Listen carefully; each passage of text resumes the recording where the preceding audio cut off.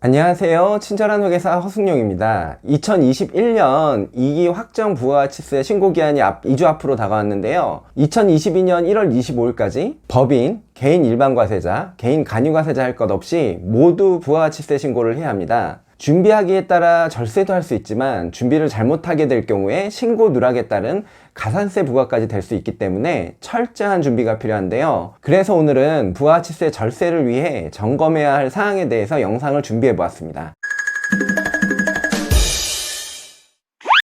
부가가치세 절세를 위해서는 부가가치세 계산의 기본 구조를 이해해야 하는데요. 일반 과세자를 예를 들면 부가가치세 납부세액은 매출액의 10%인 매출세액에서 세금계산서, 신용카드 매출전표, 현금 영수증과 같은 적격증빙을 수취한 매입의 10%에 해당하는 매입세액을 차감하고 신용카드 발행세액공제 등과 같은 공제세액을 차감하여 납부세액을 계산하게 됩니다. 간이과세자의 경우에도 업종에 따라 1.5%에서 4%로 적용되는 세율만 다를 뿐이지 기본적으로는 비슷한 구조로 부가가치세가 계산이 됩니다. 이러한 부가가치세 계산 구조를 살펴볼 때 부가가치세를 적게 내려면 매출세액을 줄이거나 매입세액 또는 각종 공제세액을 늘려야만 하는데요. 우선 매출세액과 관련해서 말씀드리면 부가가치세 신고 매출은 추후 간이과세자나 일반과세자 전환 여부나 종합소득세 신고 안내문 작성은 물론 장부 작성 의무 판단의 기준이 되기 때문에 누락이나 중복 없이 신고될 수 있도록 해주시는 게 중요합니다. 특히 온라인 셀러분들의 경우에 사업자 등록 전 개인 자격으로 판매한 판매 내역을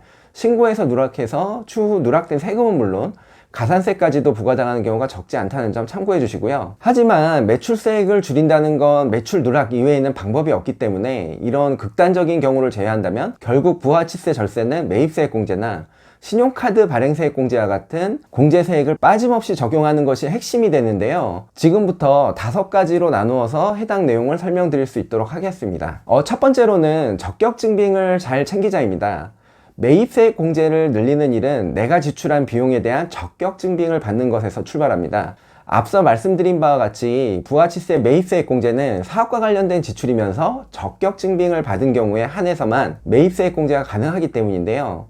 여기서 말하는 적격증빙은 세금계산서, 신용카드 매출전표, 지출증빙용 현금 영수증이 여기에 해당이 됩니다. 내가 아무리 사업과 관련된 비용을 지출했다고 하더라도 적격증빙이 없다면 부가가치세 공제가 되지 않기 때문에 적격증빙 챙기시는 일 꼭 기억해 두시기 바랍니다. 특히 세금계산서의 경우 2021년과 관련된 거래에 대해 아직 받지 못한 부분이 있다면 지금이라도 늦지 않았으니까 꼭 거래처에 말씀하셔서 꼭 받으시고 부가가치세 신고에 반영해서 부가가치세 공제를 받을 수 있도록 해주시기 바랍니다. 두 번째, 신용카드 매입세액 공제를 잘 받자입니다.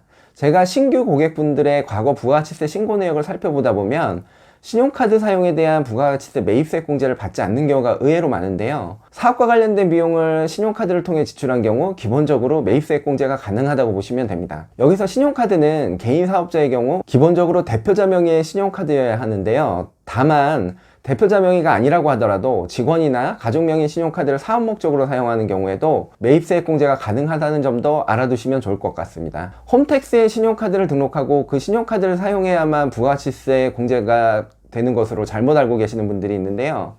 홈택스에 등록된 신용카드를 사용했는지 여부는 부가가치세 공제와는 상관이 없고요. 만약 홈택스에 등록된 카드가 아니라고 하더라도 사업자 명의의 개인 신용카드를 사업과 관련된 비용, 예를 들면 소모품비, 통신비, 운반비, 복리후생비 등으로 사용하였다면 이 부분도 부가가치세 공제에 포함하시면 절세에 도움이 되실 것으로 생각이 됩니다. 혹시라도 이번 신고 때 신용카드 매입 내역에 대한 세액 공제를 고려하지 않으시고 계시다면 사용 내역을 전체적으로 살펴보시고 사업과 관련된 비용은 꼭 부가가치세 공제에 반영될 수 있도록 해주시기 바랍니다. 참고로 개인 사업자의 경우 홈택스의 대표자 명의의 신용카드를 등록할 경우 그 사용 내역이 조회가 가능하기 때문에 일일이 카드사의 사용 내역을 요청할 필요가 없어서 신고에 많이 편리하다는 점도 알아두시면 좋을 것 같습니다. 세 번째, 전기요금, 가스요금, 통신비에 대해서 세금계산서를 받자입니다. 사업을 하면서 발생하는 비용 중 전기요금, 도시가스요금 및 통신비 등에 대해서도 세금계산서를 발급받을 수 있고 세금계산서를 받게 된다면 관련 부가가치세를 공제받을 수 있다는 사실을 모르시는 분들이 많습니다. 전기요금은 한국전력의 관할지사, 그리고 도시가스요금은 도시가스관리회사에